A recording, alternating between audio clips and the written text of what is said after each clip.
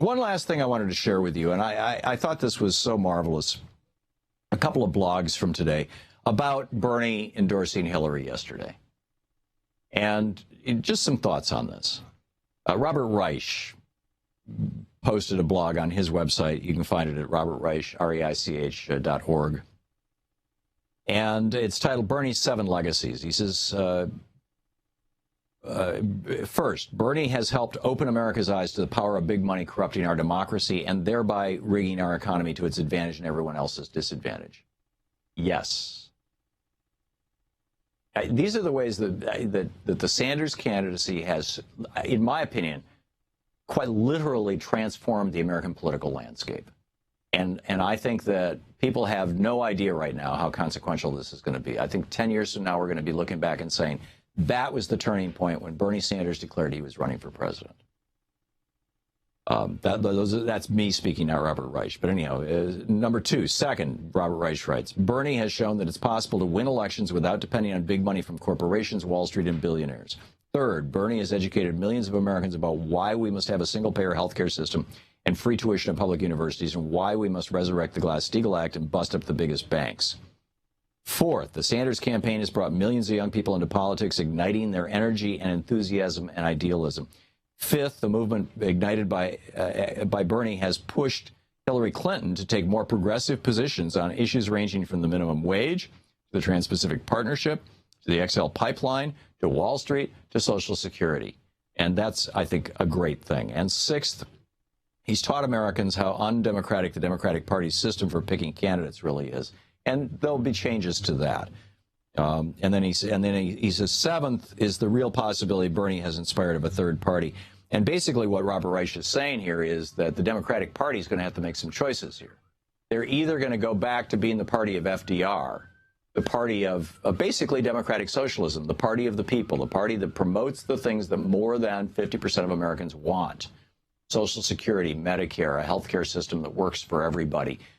Good public transportation, infrastructure, a decent minimum wage. Government is the employer of last resort. I mean, it's either the Democratic Party is going to go back to being the Democratic Party, the Democratic wing of the Democratic Party, or they're going to try and limp along as the, sort of 1950s Republican corporate party. And in which case, there may well be an option or an opening for a third party to come in. I disagree with him on that. I don't think that a third party is going to happen. And as much as I like many of the positions of the Green Party, the Green Party has basically no traction in the United States. And so it's, this is the importance of getting inside the Democratic Party, which is what Bernie Sanders did, and changing it. And he is doing this. The Independent Thinker posted a brilliant piece. And I'm not sure who the Independent Thinker is, but it's what Bernie Sanders gave to America today. This was posted yesterday in response to his endorsement. And Independent Thinker writes, today my hero Bernie Sanders endorsed Hillary Clinton, and then proceeds to speak fairly poorly of Hillary. And says, I fought back tears as I left the gym. I'm not afraid to cry.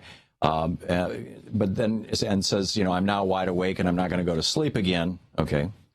And then says, but with regard to this endorsement, don't tell me Bernie Sanders is just another bought and paid for politician. To even utter such nonsense would show complete and all-encompassing ignorance. This man has fought for what's right when literally no one was fighting by his side. This man went toe-to-toe with Alan Greenspan for 8.5 hours. And I would say, by the way, over and over again for 6 or 8 years. This man spoke the truth while corrupt politicians laughed at him and left the room in blatant shows of disrespect. And goes on. But here's the thing.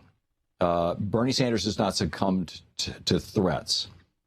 Bernie Sanders endorsed Hillary Clinton because he cares more about us than he does about selfish glory.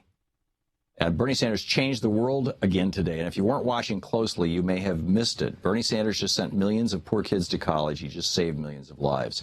As part of Bernie's agreement to endorse Hillary Clinton, Clinton had to agree to support free public universities for low-income families. This is not something she wanted to do. So why will she end up keeping her end of the bargain? She wants to be recognized as a good person and a good president. She won't break this promise because Sanders has handed her the carrot but saved the stick for us. Today marks a reset button for Hillary Clinton. And I think this is Bernie Sanders gave her a chance to step up and do the right thing. And if she doesn't, then she will find that there are tens of millions of sticks all over the country. She says, so Sanders did what any wise old warrior would do. He conceded the battle so that we might win the war. And Clinton will get the college bill passed through, whereas Sanders might not have been able to. She has the contacts in the House and Senate to make it happen. It'll become the cornerstone of her presidency. She'll act like she thought of it, and the uninformed will talk about what a hero she is, and she'll stand on the stage and wave and smile, and some impoverished child somewhere will show their report card to their mother, and the mother will smile and say, thanks to Hillary, you're going to become a doctor. And those millions of educated young people will go out and change the world for the better. So just in case you missed it, that's what Bernie Sanders gave to America today. And I would say it goes beyond just free public college, free tuition in public colleges for children of middle class and working class families and poor families. I think a lot more has been changed in the Democratic Party as a result of this. And we now have, I think, a good platform, a good party, and a good candidate. We'll be back. It's 20 minutes. Best of luck. To watch more clips from our programs, hit the Watch More Videos button over here. And please be sure to hit the handy-dandy subscribe button so you'll always be up to date. Tag, you're it.